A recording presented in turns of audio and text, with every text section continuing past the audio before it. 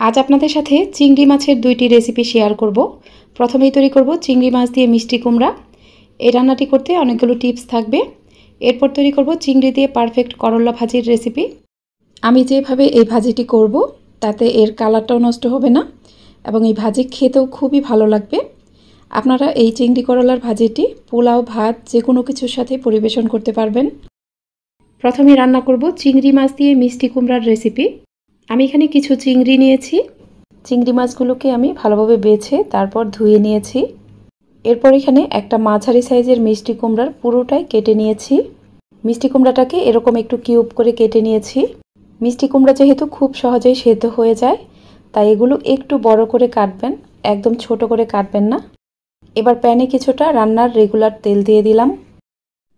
তেলটা গরম হয়ে গেলে এখানে কিছু পেঁয়াজ কুচি দিয়ে দিব। আমি যেহেতু এখানে কোনো পেঁয়াজ বাটা ব্যবহার করব না, তাই এ পর্যায়ে পেঁয়াজের পরিমাণটা একটু বেশিই দিয়ে দিলাম। পেঁয়াজ কুচিগুলোকে ভালোভাবে ভেজে নিতে হবে।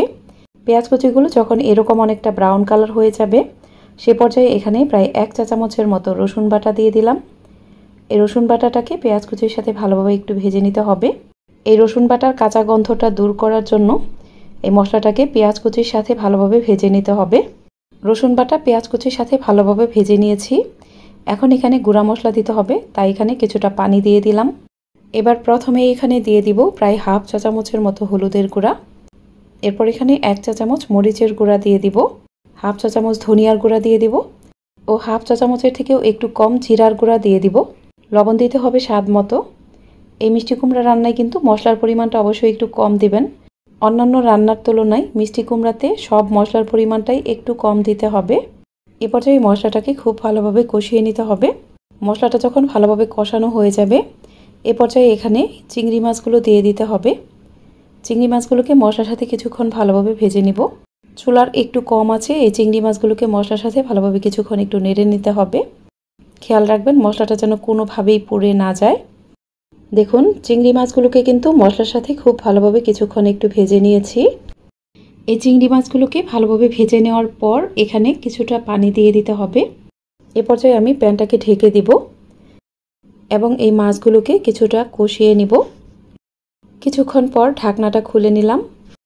আমার এই মাছগুলো কিন্তু খুব ভালোভাবে কষানো হয়ে গেছে। এ পর্যায়ে এখানে কেটে নেওয়া মিষ্টি কুমড়াগুলো দিয়ে দিব। মশলার সাথে মিষ্টি কুমড়াগুলোকে খুব ভালোভাবে নেড়ে মিশিয়ে নিতে হবে। সব কিছুই ভালোভাবে নেড়ে মিশিয়ে নেওয়ার পরেই আমি প্যানটাকে ঢেকে দিব এবং এই মিষ্টি কুমড়াগুলোকে কয়েক মিনিট একটু কষিয়ে নিব। কয়েক মিনিট পর ঢাকনাটা খুলে নিতে হবে। এ পর্যায়ে দেখুন মিষ্টি কুমড়া থেকে কিন্তু অনেকটা পানি উঠে এসেছে। আমি কিন্তু এখানে কোনো পানি দেইনি। এ পর্যায়ে মিষ্টি কুমড়া থেকেই অনেকটা পানি উঠে আসবে।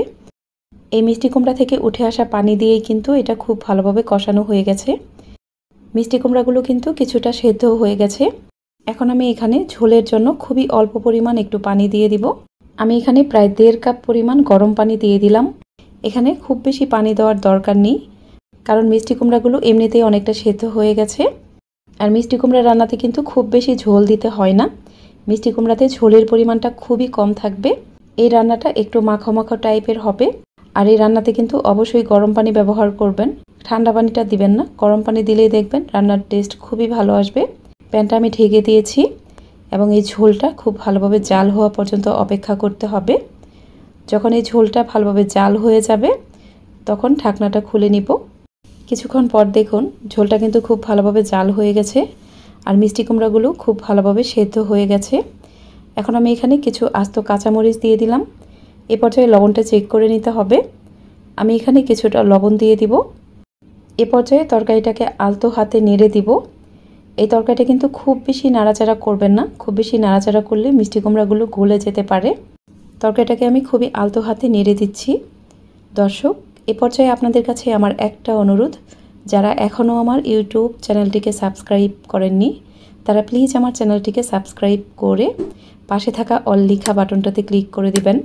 আর যারা ভিডিওটি ফেসবুক থেকে দেখছেন তারা অবশ্যই আমার ফেসবুক পেজটিকে লাইক ও ফলো দিয়ে রাখবেন। আর আপনারা অবশ্যই ভিডিওটিকে বেশি বেশি শেয়ার করে দিবেন। কাঁচামরিচ ও লবণ দেওয়ার পর এই তরকারিটাকে আমি খুবই অল্প সময়ের জন্য একটু ঢেকে রাখবো।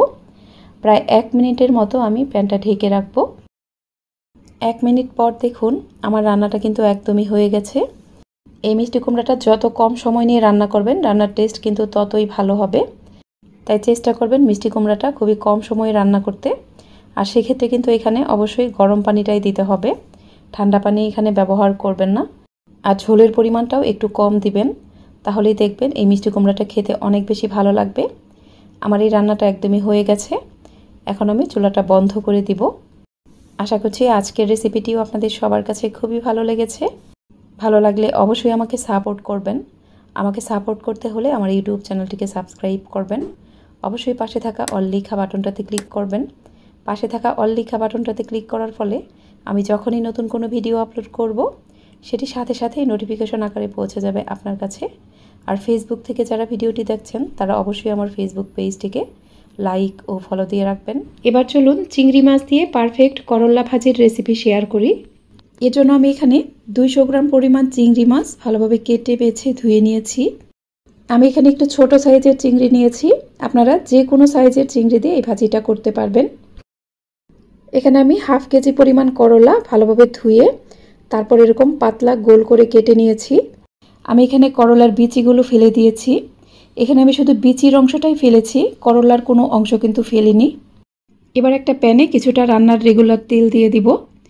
চিংড়ি করলার এই রান্নায় তেলের পরিমাণটা অবশ্যই একটু বেশি দিতে হবে। তেলটা গরম হয়ে গেলে এখানে প্রায় 1.5 কাপ পরিমাণ পেঁয়াজ কুচি দিয়ে দিলাম। এখানে পেঁয়াজ কুচিটাও অবশ্যই একটু বেশি পরিমাণে দিবেন। এই পেঁয়াজ কুচিগুলোকে হালকা একটু ব্রাউন কালার করে ভেজে নিতে হবে। পেঁয়াজ কুচিগুলো এরকম হালকা একটু ব্রাউন কালার হয়ে গেলে আমি এখানে রসুন বাটা দিয়ে দিব। এখানে হাফ চা চামচের থেকে একটু কম পরিমাণ রসুন বাটা দিয়ে দিলাম। রসুন বাটাটাকে পেঁয়াজ কুচির সাথে ভালোভাবে একটু কষিয়ে নিতে হবে। রসুন বাটাটা পেঁয়াজের সাথে ভালোভাবে একটু কষিয়ে নেওয়ার পর এখানে কিছুটা পানি দিয়ে দিব। এই ভাজিতে কিন্তু মশলার পরিমাণটা খুবই কম দিতে হবে। প্রথমেই দিয়ে দিব খুবই অল্প পরিমাণ একটু হলুদের গুঁড়া। আমি এখানে 1 চা চামচের 3 ভাগের 1 ভাগ পরিমাণ হলুদের গুঁড়া দিয়ে দিলাম। এরপর দিয়ে দিলাম 1 চা চামচ পরিমাণ মরিচের গুঁড়া। দিয়ে দিলাম হাফ চা চামচের থেকেও একটু কম পরিমাণ ধনিয়ার গুঁড়া। 1 চা চামচের 3 ভাগের 1 ভাগ পরিমাণ দিয়ে দিলাম জিরার গুঁড়া। এবার দিয়ে দিব স্বাদ অনুযায়ী লবণ। এবার এই মশলাটাকে ভালোভাবে কষিয়ে নিতে হবে। এই মশলাটা যত ভালোভাবে কষিয়ে নেবেন এই রান্নাটা খেতে কিন্তু ততই ভালো লাগবে। দেখুন মশলাটা কিন্তু আমি খুব ভালোভাবে কষিয়ে নিয়েছি, মশলা থেকে তেলটা বের হয়ে গেছে। এখন এখানে চিংড়ি মাছগুলো দিয়ে দিতে হবে। এই চিংড়ি মাছগুলোকে মশলার সাথে খুব ভালোভাবে কিছুক্ষণ একটু ভেজে নেব। এই পর্যায়ে চুলার আঁচটা একটু কমিয়ে দিব। চুলার একটু কম আছে মশলার সাথে চিংড়ি মাছগুলোকে কিছুক্ষণ ভালোভাবে একটু ভেজে নেব। এখানে আমি কয়েকটি কাঁচামরিচ ফালি দিয়ে দিলাম। এই কাঁচামরিচের সাথেও চিংড়ি মাছগুলোকে ভালোভাবে কিছুক্ষণ একটু ভেজে নিতে হবে।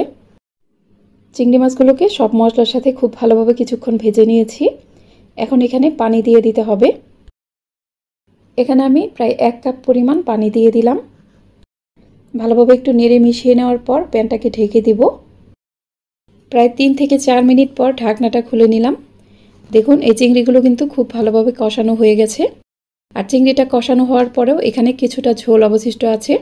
এই রান্নার ক্ষেত্রে চিংড়িটা কষানোর পরেও এখানে কিছুটা ঝোল অবশিষ্ট রাখতে হবে। এবার এখানে আমি সেই কেটে নেওয়া করলাগুলো দিয়ে দিব। মশলার সাথে করলাটাকে খুব ভালোভাবে নেড়ে মিশিয়ে নেব। সব কিছুই ভালোভাবে নেড়ে মিশিয়ে নেওয়ার পর প্যানটাকে ঢেকে দিতে হবে। আর এ পর্যায়ে চুলার আঁচ অনেক বেশি থাকবে না, এ পর্যায়ে চুলার আঁচ মিডিয়াম থাকবে। চুলার মিডিয়াম আঁচে এই করলাগুলো রান্না করতে হবে। প্রায় 4 মিনিট পর ঢাকনাটা খুলে নিলাম। করলাগুলো কিন্তু অনেকটা সেদ্ধ হয়ে গেছে। এগুলো এখনও পুরোপুরি সেদ্ধ হয়নি, আরও কিছুটা সেদ্ধ হবে। খেয়াল রাখবেন এটা যেন নিচে লেগে না যায়। ভালোভাবে একটু নেড়ে চেড়ে দেওয়ার পর আমি প্যানটাকে আবারও ঢেকে দিব। আমি আবারও প্রায় 3 মিনিট পর ঢাকনাটা খুলে নিলাম। এ পর্যায়ে করলাগুলো কিন্তু একদম সেদ্ধ হয়ে গেছে। এখন আর আমি প্যানটা ঢাকবো না। এই রান্নাতে আমি মোট 2 বার প্যানটা ঢেকে দিয়েছি। এর থেকে বেশি কিন্তু এটা ঢাকবেন না, নাহলে করলার কালার নষ্ট হয়ে যাবে। দেখুন করলাগুলো কিন্তু একদম সেদ্ধ হয়ে গেছে। এখন এই করলা ভাজিটাকে ঢাকনা খুলেই কিছুক্ষণ রান্না করতে হবে। চুলার মিডিয়াম আছে এই ভাজিটাকে আমি আরও কিছুক্ষণ একটু হালকা করে নেড়ে নিব।